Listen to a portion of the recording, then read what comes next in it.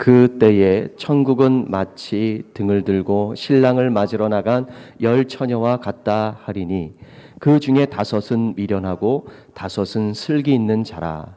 미련한 자들은 등을 가지되 기름을 가지지 아니하고 슬기 있는 자들은 그릇에 기름을 담아 등과 함께 가져갔더니 신랑이 더디옴으로 다 졸며 잘세.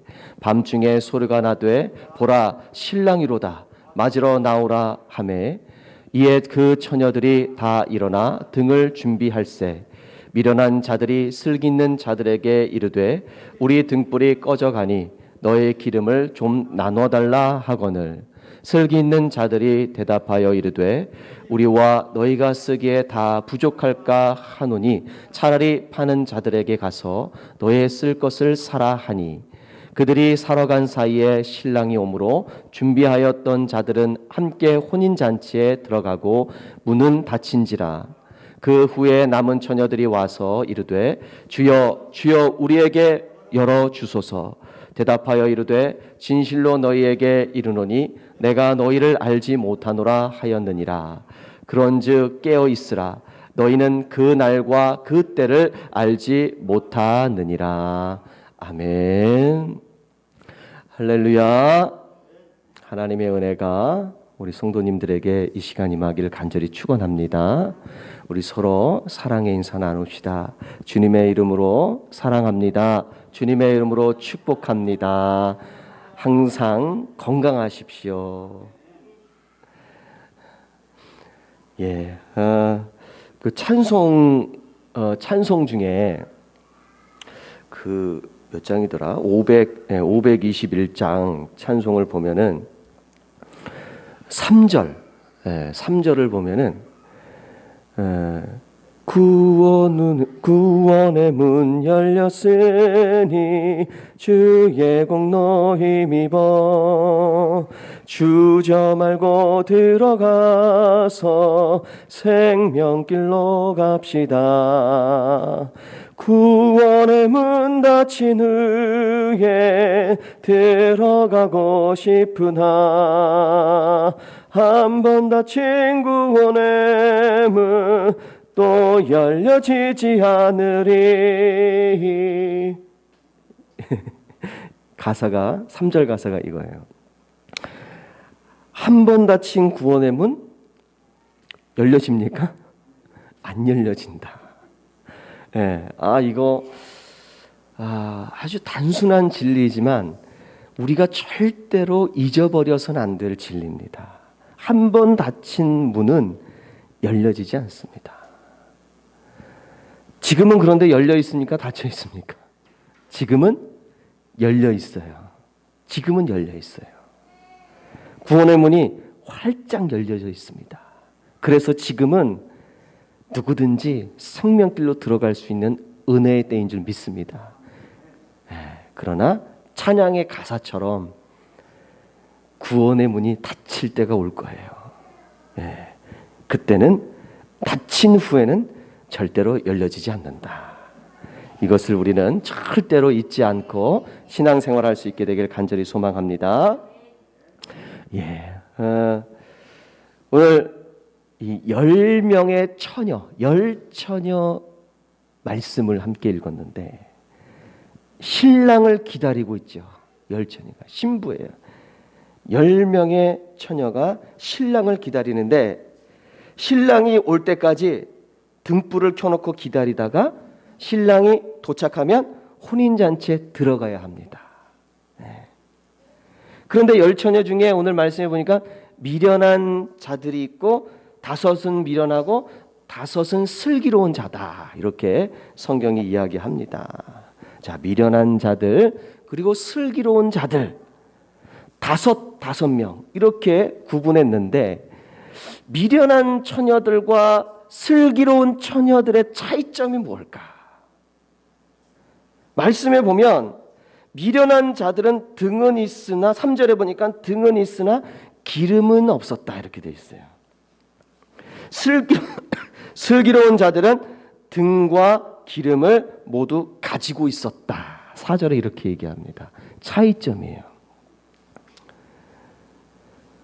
그런데 등은 있으나 기름이 없었다. 그러면 기름은 아예 없었느냐? 그건 아닌 것 같아요. 오늘 말씀을 쭉 읽어보니까 이 신랑이 이제 온다는 소식을 듣고 깨어났을 때 그 슬기로운 자들에게 자기들의 등이 꺼져가고 있다라는 표현이 있어요.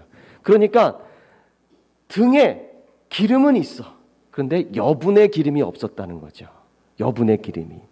그런데 슬기로운 자들은 등에도 기름이 있고 또 그 기름이 다 타고 난 이후에 더 충족할 수 있는, 충전할 수 있는 여분의 기름을 더 가지고 있었다는 거예요. 이게 차이죠. 자, 이들에게는 똑같은, 미련한 자들이나 슬기로운 자들이나 똑같은 상황이 주어집니다. 똑같은 상황이. 신랑을 기다립니다. 그런데 신랑이 언제 올지 몰라요. 언제 올지 몰라. 미련한 자들은 여분의 기름을 준비하지 않았어요. 왜 안 했을까요? 여분의 기름 왜 안 했을까? 충분하다고 생각했을까요? 이유에 대해서는 자세하게 나오지 않지만 우리가 이것을 상상하고 추측하는데 어렵지는 않습니다. 둘 중에 하나예요. 충분하다. 충분하다. 처음에는 제가 볼 땐 충분하다고, 이 정도면 충분하다고 생각했을 것 같아요. 그런데 어떻게 됩니까? 생각보다 신랑이 더디 오는 거예요. 자, 그러면 더디 온다는 생각이 들었을 때 바로 어떻게 해야 되는 거예요? 여분의 기름을 그때라도 준비했어야 돼. 그런데 그때도 준비하지 않습니다. 여분의 기름을 더. 자, 이때는 또 무슨 생각을 했을까? 더디 오는데 왜 준비하지 않았을까?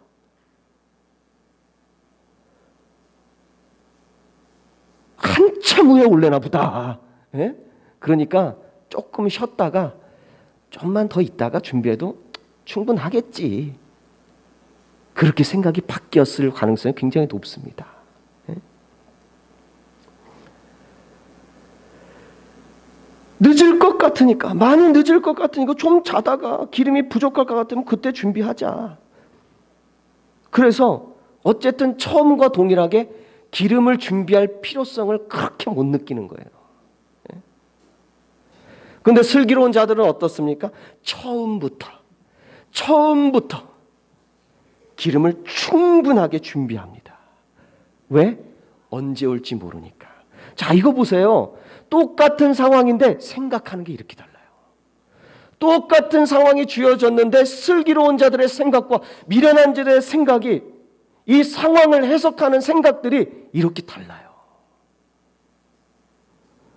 이 사람들은 처음부터 충분히 준비했습니다. 왜? 언제 올지 모르니까. 빨리 올 수도 있고 늦게 올 수도 있겠지만 어쨌든 난 충분히 기름을 준비하겠다.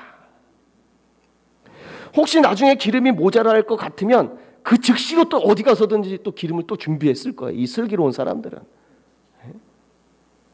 항상 준비하려고 노력하겠죠. 이렇게 똑같은 상황이 주어져도 다른 생각을 합니다. 구원이라는 것은요, 하나님이 공평하게 주십니다. 구원의 기회는요, 아주 공평하게 주세요. 절대로 차별이 없어요. 구원의 기회는. 모두에게 똑같은 기회를 주십니다. 그런데 단지 그 기회를 받은 사람들이 이 세상을 살아가면서 생각하는 게 달라. 차이점이 있고 상황을 해석하는 생각들이 이렇게 달라요. 자, 신랑이 더디 옵니다. 미련한 자들과 슬기로운 자들 모두 다 어떻게 됐습니까? 오늘 말씀에 두 부류 다, 미련한 자들은 슬기로운 자들은 둘 다 졸다가 잠이 들었다 그래요. 우리 오늘 말씀의 가장 결론 13절에 그런 말씀 있죠. 그런즉 깨어있으라. 결론적 교훈이에요.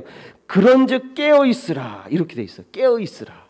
자, 깨어있으라는 말에 대한 해석을 우리는 어떻게 할 거냐?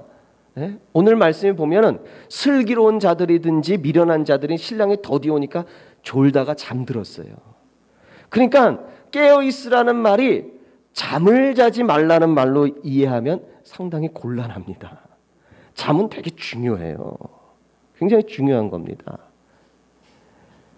잠을 자지 말라는 말로 이해해서는 안 돼요. 왜냐하면 슬기로운 자들도 똑같이 졸다가 잤기 때문에. 자, 그런 뜻은 아니다라는 걸 우리가 알 수 있죠.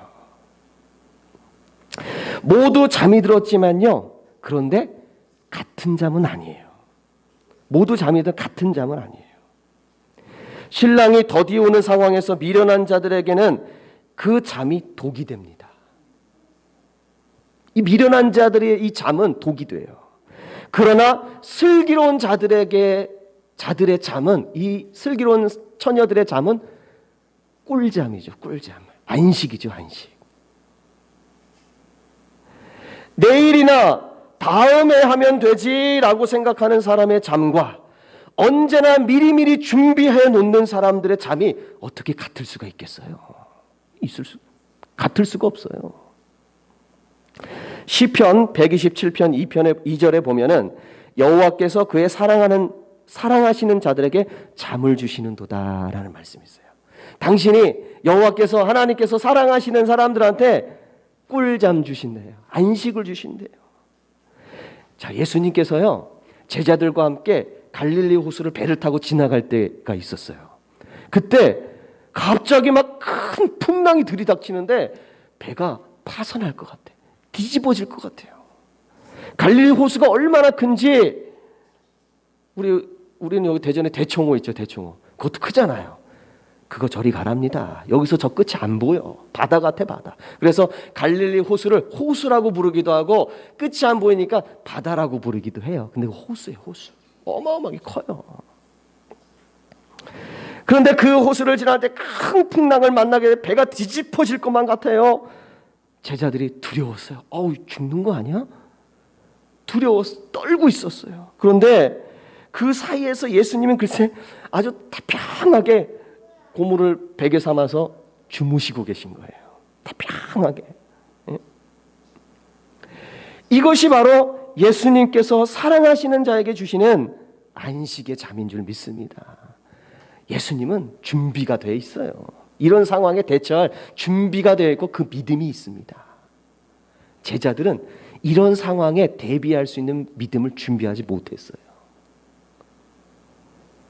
바로 오늘 말씀에 나온 슬기로운 자들의 이 잠은 예수님께서 풍랑 속에 잠자는 그 잠하고 똑같다고 보시면 돼요.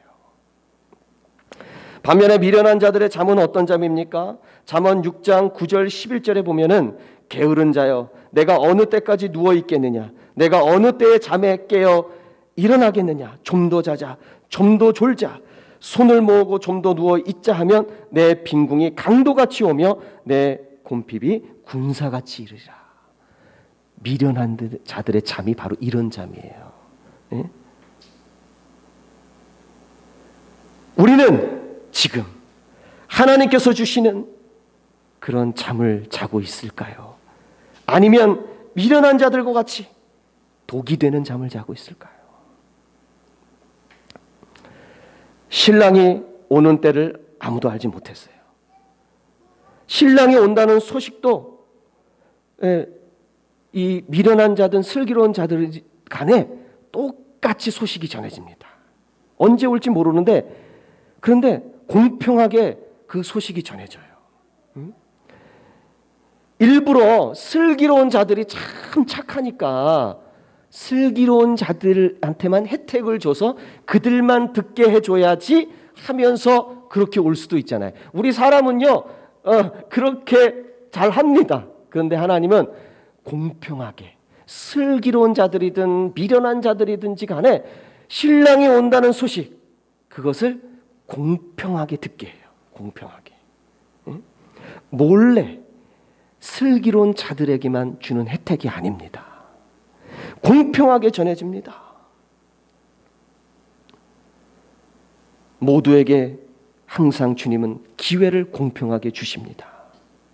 예수님께서 다시 오실 때, 오늘 이 말씀은 예수님의 재림을 두고 하는 얘기죠. 종말의 때를 얘기하는 거예요. 종말적 말씀이죠. 예수님께서 다시 오실 때에 깨어있는 자들만 알 수 있도록 오시지 않는다는 얘기예요. 이 말은 깨어있는 자들만, 깨어있든지 그렇지 않든지 모두가 다 알도록 그렇게 오실 거라고 말합니다. 하나님은 반드시 세상 모든 사람들에게 구원을 받을 수 있는 기회를 공평하게 주십니다. 신랑이 갑자기 들이닥친 것처럼, 오늘 말씀에 갑자기 들이닥친 것처럼 주님도 그렇게 오실 거예요. 성경에는 도둑이 온 것 같이 표현이 좀 그렇지만, 도둑이 나 도둑질하러 갑니다 라고 이렇게 예고하고 옵니까? 아니잖아요. 그죠? 나 오늘 도둑질하러 갈 테니까 잘 대비하고 있어, 이렇게 얘기하는 도둑은 없어요. 마치 그와 같이 갑자기 찾아오시는 거예요. 갑자기. 깨어있다고 해서, 오늘 말씀에 깨어있으라고 하는 거죠. 깨어있다고 해서 언제 올지 안다는 뜻은 아니에요. 이거 굉장히 중요합니다. 이단들은요, 깨어있다라는 표현을 이렇게 해석해요. 나는 그때가 언젠지 안다. 그래서 이단이 생기는 거예요. 깨어있다라는 것을 잘못 해석하면은 내가 주님 오시는 날을 안다라고 해석해버려요. 굉장히 곤란합니다. 깨어있어도, 아무리 깨어있어도 주님 오시는 날은 아무도 몰라요. 근데 깨어있는 것이 왜 중요하냐? 깨어있는 것은 미리 안다는 얘기가 아니라, 깨어있는다는 것은 주님이 언제 오실지 모른다는 것을 아는 게 깨어있는 거예요. 갑자기 들이닥칠 수 있다는 것을 아는 것이 깨어있는 것인 줄 믿습니다. 그러니까 언제 올지 모르는 것은요, 믿는 사람이든 안 믿는 사람이든 깨어있는 사람이든 안 깨어있는 사람이든 슬기로운 자들이든 안 미련한 자들인지 간에 하나님은요 다 똑같이 공평하게 그들에게 갑자기 나타나실 거예요. 아무도 모르게 하는 건 아주 공평하세요. 아주 공평해. 그러다가 갑자기 밤중에 소리가 납니다. 보라, 신랑이로다, 맞으러 나와라 하고 소리쳐요. 누가? 신랑이 오고 있어, 맞으러 나와라 하고 그렇게 밤중에 누가 소리칩니다. 그래서 모두 깜짝 놀라서 잠에서 일어났을 때 등을 살폈어요. 내 등을 살폈어. 그런데 기름을 넉넉하게 준비하지 않은 미련한 자들의 등불은 글쎄 꺼져가고 있더라. 이거예요. 꺼져가고 있어요. 그제서야 너무 급한 나머지 옆에 있는 슬기로운 자들에게, 슬기로운 처녀들에게 기름 좀 나눠줄래? 나한테 기름 좀, 내 등이 꺼져가고 있으니 기름 좀 나눠줘. 저 보세요. 등을, 똑같은 등을 준비했어요. 이 미련한 자들의 등이 꺼져가고 있으면 슬기로운 자들의 등도 어떻게 된다는 거예요? 꺼져가고 있다는 거예요. 똑같은 등을 갖고 있으니까 꺼져가고 있다는 거예요. 그러면 이 슬기로운 자들은 여분의 기름을 갖다가 사용하겠죠. 그런데 그것을 달라고 하니 그게 있을 수 있는 일입니까? 신랑을 못 맞이할 수도 있는데 그걸 달라고 하니 있을 수 있는 일이에요? 줄 수가 없지요. 그래서 지혜로운 슬기로운 다섯 처녀가 우리의 것을 나눠줬다가는 당신도 모자라고 나도 모자라서 큰일 나니까 그러지 말고 빨리 얼른 가서 기름 파는 자한테 찾아가서 사와라. 그렇게 슬기로운 자들이 얘기해줘요. 그런데 이 미련한 자들이 급하게 밤중에 기름 사러 가요. 기름을 샀을까요? 못 샀을까요? 오늘 말씀을 잘 읽어보시면 기름을 샀다 그래요? 못 샀다 그래요? 자, 그들이 사러 간 사이에 신랑이 오므로 준비하였던 자들은 함께 온 혼인잔치에 들어가 문이 닫혔다. 11절에 그 후에 남은 처들이 왔다 그래요. 사긴 샀어요. 네? 기름을 사긴 샀어. 밤중에도 이렇게 기름을 사면 살 수 있었는데 그들이 신랑이 오기 전에 미리 샀으면 얼마나 더 사기가 편했겠어요. 기름을 살 수 있다는 거예요. 기름을 못 사는 게 아니라 기름을 살 수 있었다는 거예요. 그만큼 기회가 있었다는 거예요. 이들한테 살 수 있는 기회가 있었어요. 그런데 기름을 살 수 있는 기회가 없어서 못 산 게 아니라 기회는 충분했는데 단지 그들 스스로가 준비하지 않았다라는 게 핵심입니다. 우리는 마치 하나님께서 나에게 기회를 주시지 않아서 내가 못한 것처럼 그렇게 하나님께 이야기할 때가 많아요. 그런데요, 하나님은 기회를 동일하게 주시고 충분하게 주십니다. 우리가 내 욕심에 이끌려 살아가는 내 인생 때문에, 또 내 게으른 인생 때문에 하지 않은 것을 가지고 우리는 툭하면 하나님께서 기회를 안 주셨다고 핑계를 댈 때가 많아요. 미련한 자들이 기름을 사서 준비하고 돌아왔을 때 이미 때가 늦었어요. 그 사이에 신랑은 여분의 기름을 넉넉하게 준비하여 등불을 꺼트리지 않고 환하게 밝히고 신랑을 맞이한 슬기로운 다섯 처녀와 함께 혼인잔치에 들어가고 문은 닫아버립니다. 한 번 닫힌 구원의 문 또 열려지지 않으리. 닫아버렸어요.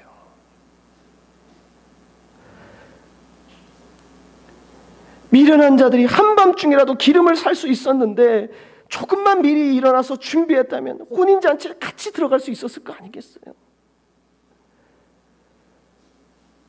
신랑이 온다는 소식을 듣고 나서 준비, 절대 시간 못 맞춥니다. 그때는 우리 주님께서 주님 오신다 하고 천사들이 나팔을 불며 나타날 때는요, 그때는 시간 절대 없습니다. 조금만 더 있다가 아직 안 오잖아, 그럼 내일 뭐 이 정도까지만 준비하면 충분하겠지, 이런 아니라는 생각이 가져오는 엄청난 결과에 대해서 오늘 우리에게 얘기해 주고 있는 거예요. 이거는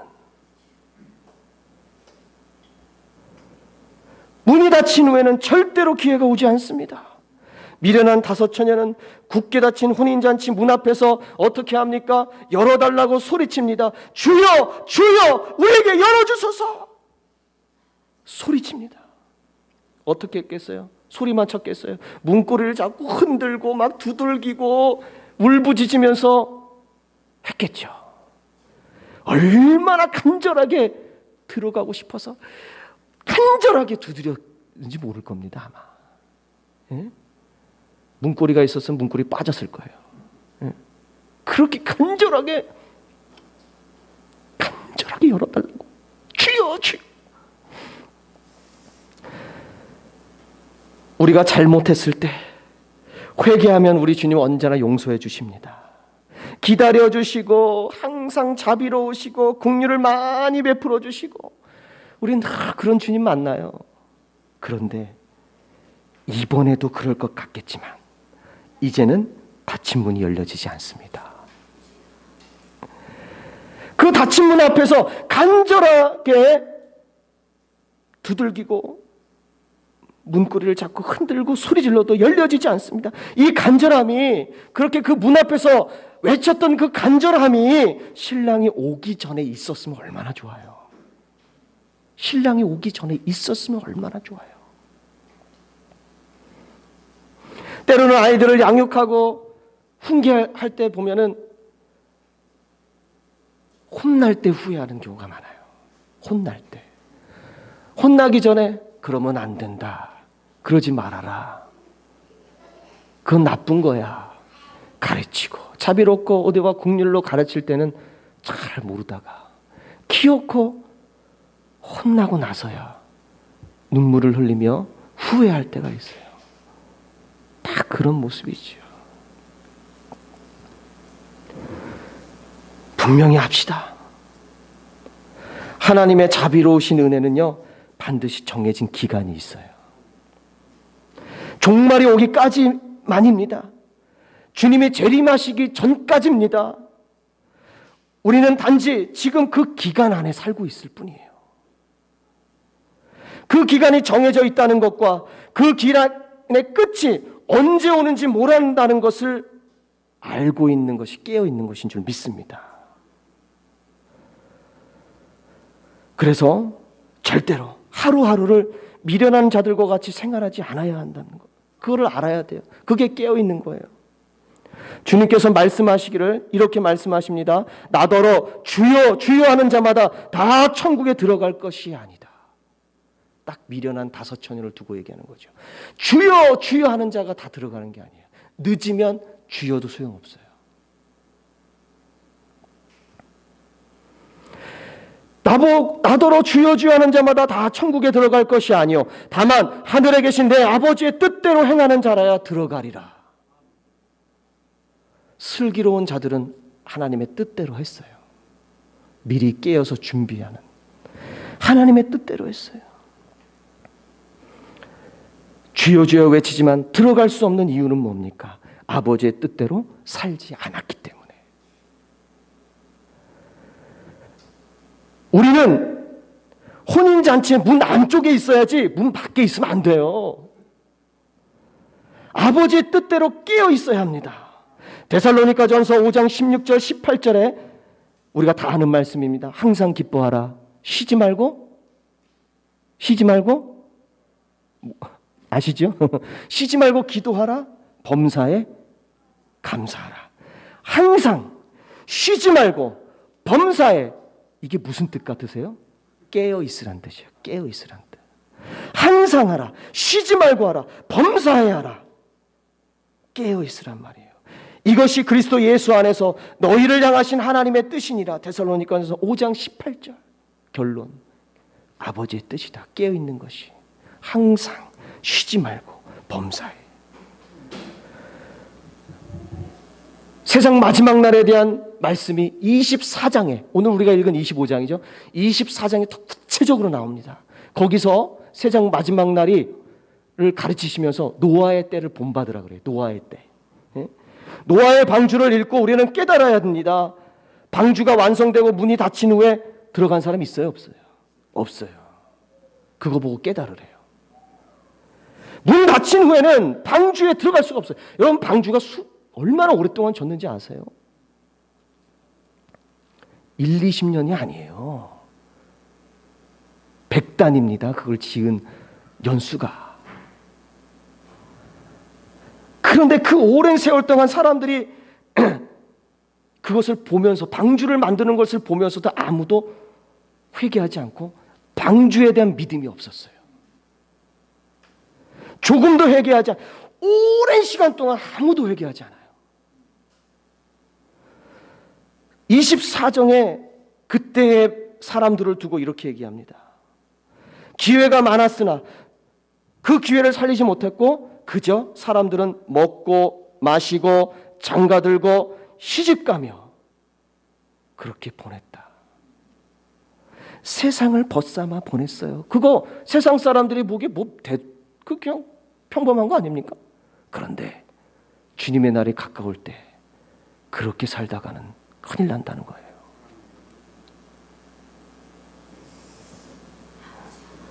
한 번 닫힌 문은 열려지지 않습니다. 방주 이야기는 분명 예수 그리스도의 재림시에 나타난 일을 미리 보여주는 종말의 원형이 바로 노아 방주예요.